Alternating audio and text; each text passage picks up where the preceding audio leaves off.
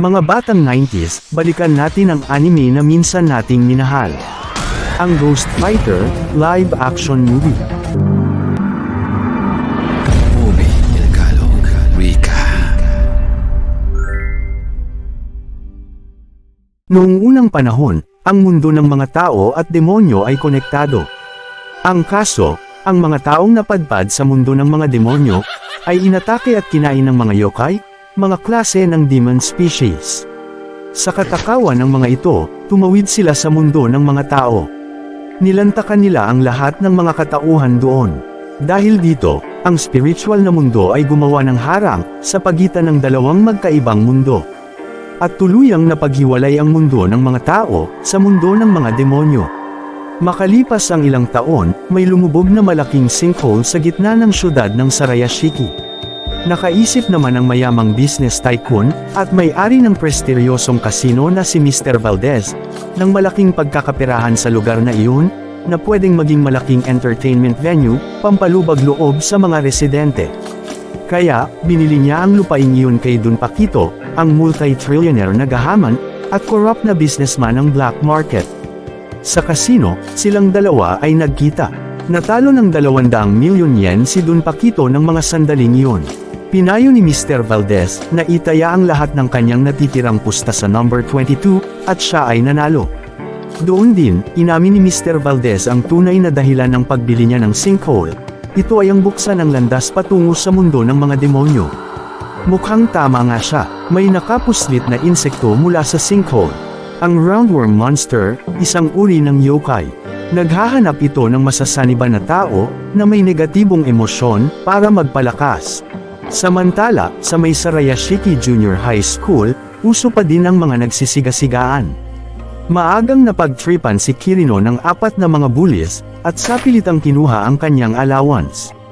Hindi pa nakuntento, sinikmurahan pa siya ng mga ito. Buti na lang, to the rescue si Eugene, na mas siga sa kanila. Inawat sila ng teacher. Pero, imbis na katigan ang ginawang kabutihan ni Eugene, ay pinagkamalan pa siya ang pasimuno ng gulo. Kilala kasi si Eugene na siga, bulak bowl, at tamad mag-aral. Mahilig siyang umistambay mag-isa sa rooftop ng school para mag-UC at mag-cutting classes. Ang kanyang kababatang si Jenny, ang tanging may concern sa kanya. Hindi umuubra ang katigasan ng ulo ni Eugene sa kanya, at kaya niya itong mapasunod. Sa kanyang pag-uwi, nag-aabang sa kanya si Victoria, ang kanyang single mother. Pinagtimpla siya ng kape, karugtong ng Sermon Part 2, dahil sa pagiging bulak bowl niya sa klase. Bad trip yata ang araw na ito sa kanya. Inabangan pa siya ng grupo ni Alfred, na gustong-gusto bumawi sa pagkakabugbog niya sa kanila kahapon. Tamang-tama, mainit ang ulo ni Eugene, kaya pinagbigyan niya muli ang hamon nito. Kagaya ng madalas na mangyari, nilampaso lamang sila uli ni Eugene. Sinalulahat ni Alfred ang kanyang malalakas na suntok. Pero, sa kabila ng mga black eye, pasa at bogbog na katawan, determinado pa din si Alfred makabawi sa kanya. Yun nga lang talagang, no match. Iniwan na lamang si ni Eugene na muling talunan. Mahilig kumain ng ramen ni Eugene sa Yukamiri Resto sa may kalsada ng kainan, kung saan din nagpa-part-time waiter si Jenny. Nakasalubong niya din si Masaru na masayang naglalaro ng bola sa may gawing kalye. Paborito niya ang napakasarap na ramen dito. Nabalitaan ni Jenny ang nangyari na pambubuli sa school. Inabisuhan niya si Eugene na sana ay sinabi nito ang tunay na nangyari. Pinagkibit-balikat lamang ng kaibigan ang kanyang sinabi.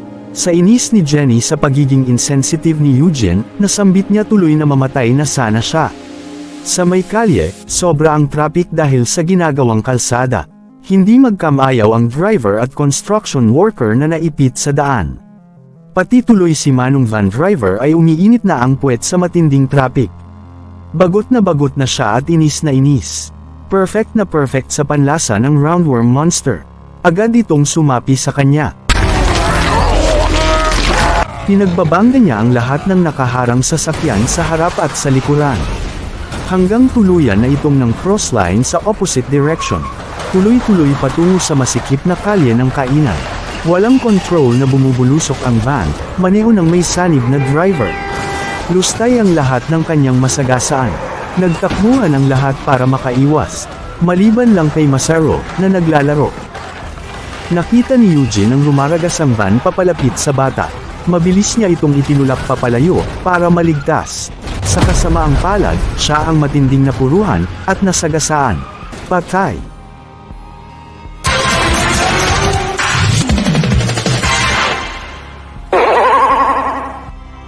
Nakita ni Eugene ang kanyang patay na katawan. Pilit siyang nire-revive, pero talagang dedo na siya. Nakita din niya ang matinding hagulgol ni Jenny. Kahit anong sigaw niya, ay hindi siya marinig ng mga ito. Kahit na anong gawin niyang paramdam, ay deadma lang siya ng lahat. Shocked siya sa mabilis na pangyayari. Hanggang mag-sink in na talagang multo na nga lamang siya. Bigla pang sumulpot si Charlene, ang cute at very jolly na kamatayan. Siya ang tagahatid ng mga kaluluwa sa pinakahuling hantungan nito. Hawak niya ang personal data ni Eugene. Mula sa pangalan hanggang sa pagkatao nito. Medyo maintriga lang kasi, sa kabila ng pagiging marahas, agresibo, bobo, basagulero at iba pa, ay nagawa niyang iligtas ang buhay ng bata, kapalit man ng kanyang sariling buhay. Sinilip nila ng bahagya ang kalagayan ni Masaru na nagtamo lamang ng konting sugat at galos. Kaya, dinala siya ni Charlene sa spiritual na mundo. Ang lugar kung saan sinasalang mabuti ang mga kaluluwa, noong sila ay nabubuhay pa. Kapalarang maghahatid sa kanila sa kalangitan o sa impyerno. Napakakalmado ng lugar na yun, at misteryoso. Iniharap siya ni Charlene sa kanyang boss, si Master Jericho, ang nakapacifier na junior na anak ni Great King Enma, at kasalukuyang nangangasiwa ng spirit world. Inopera niya si Eugene na muling mabuhay, kapalit ng pagiging spirit detective nito. Matagal-tagal na ding bakante ang posisyong ito, buhat nang maalis sa pwesto si Sensui, ang Black Angel.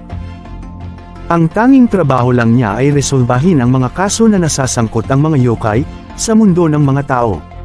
Partikular na ang dahilan ng pagsulpot ng roundworm monster.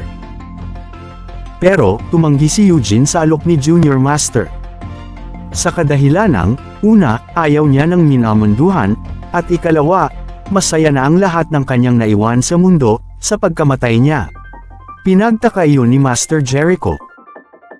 Sa pag-iisa ni Eugene, tinanong siya ni Charlene na pag-isipang mabuti ang alok ni Master Jericho. Nakumbinse niyang pasyalan nila ang kanyang sariling lamay. Nakita niya ang mga nakiramay. Nasa isang sulok ang kanyang nagluluksang Mama Victoria.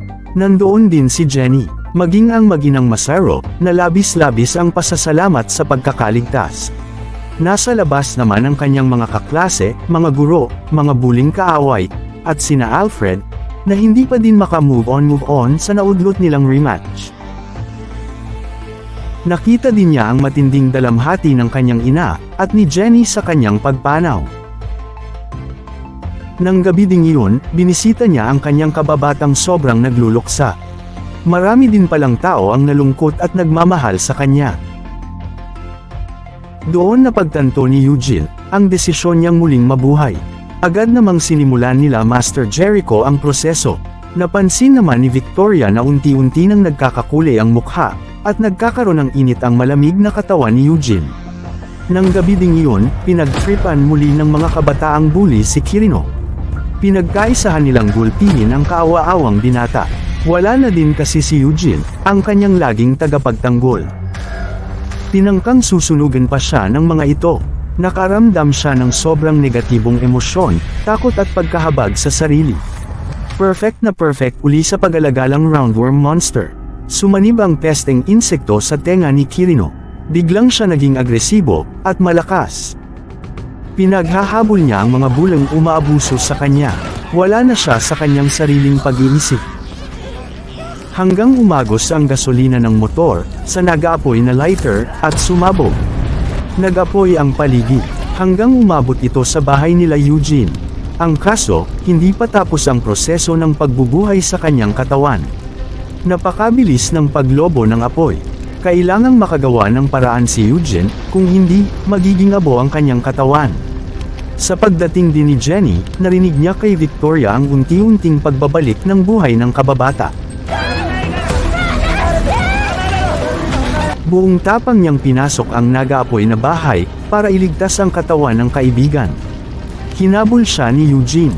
Pinagsisigawan niya si Jenny na iwan na ang kanyang katawan at iligtas ang sarili sa sunog. Pero, hindi siya marinig ng naghihikahos na kaibigan. Na-trap na si Jenny sa loob at na-suffocate. Talagang hindi niya nilubayan ang mahal na kaibigan.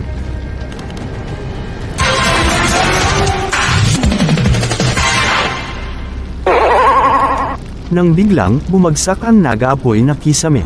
Agad naman itong sinalo ni Eugene, gamit ang dalawa niyang kamay na nagkaroon ng pambihirang spiritual na lakas. At sa bawat pangakong binitawan niya sa harap ni Master Jericho, nasusundin niya ang lahat, maligtas lamang ang buhay ni Jenny. Ay agad na minadali ni Boss Jr. ang proseso ng pagbuhay sa kanya. Ligtas na lumabas ang magkaibigan sa nasusunog na bahay. Narinig nila Alfred ang napakatining na hiyaw mula sa nagwawalang Kirino. Hinanap niya ang pinagmulan ng ingay. Naabutan nila ang nagwawalang Kirinong may sapit. Sinubod ng grupo nila Alfred ang nagwawalang Kirino. Pinagtulungan nilang inatake ito, pero sa sobrang lakas, pinapatumba lamang sila nito. Nakadampot pa ito ng nag-aapoy na kahoy, at ipinanghambalos sa kanila. Napuruhan si Sawamura, na nag-aapoy ang likod. Agad siyang tinulungan ni Alfred. Kahit na pinagtulungan na, ay hindi pa din maawat sa pagwawala ang may sanib na Kirino. Hanggang, mapuntirya niya si Alfred, at hinampas sa batok. Hilong-hilo ito. Sa tangkang muli siyang hahambalusan ni Kirino, ay biglang sumulpat si Eugene. Siya na muna ang babanat sa laban. Hindi siya nakilala ng kaibigan. Maging siya ay pinatalsik nito. Kailangan ni Eugene maalis ang roundworm monster, na sumanib kay Kirino. Wala siyang choice kung hindi atakihin ito. Pero, parang manhid na walang nararamdamang sakit ng katawan si Kirino. Makailang ulit siyang pinatalsik ni Eugene, pero ayaw pa din paawat. Habang tumatagal ang demon sa katawan ni Kirino, lalo itong lumalakas. Inatake siya ng transformed blade nitong kamay. Dinapensahan naman niya ang kanyang sarili sa bawat pag-atake ng kalaban. Naging mas malakas at mabilis ito kumpara noong una. Sumabog pa ang M-gas tank sa pagitan nila. Sa kabila ng pagkalagapok, at bali-bali na katawan, nagpatuloy pa din sa pagsugod si Kirino. Pinagmasdan ni Eugene ang malubhang kalagayan ng kaibigan. Kakaiba na ang itsura ng dating matatakutin, at madalas bulihing binata.